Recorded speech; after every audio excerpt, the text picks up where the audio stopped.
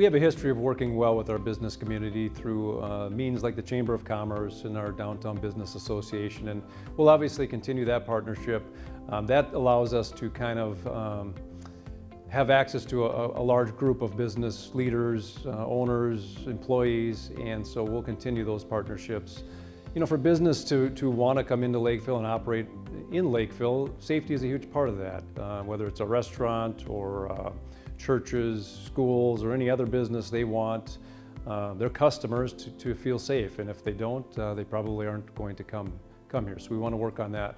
We also want employees to feel safe while they're at their places of employment, and so sometimes we're working with businesses on emergency response and different techniques that they can use to help their employees feel safe while they are at work and in their business.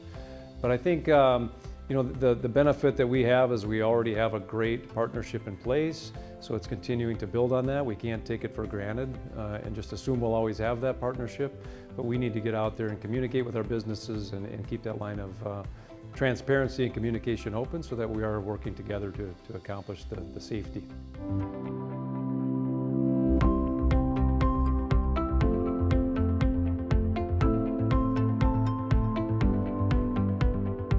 So our patrol officers in Lakeville, the core function and the primary function is response to 911 calls and calls for service, and that's kind of where it all starts.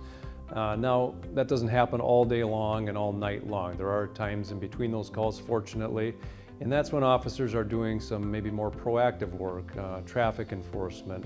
Maybe we're seeing an area of town where there's more thefts than normal, or other activity where we want to focus our attention a little bit more. So we use those windows of opportunity to have officers provide more of a proactive response.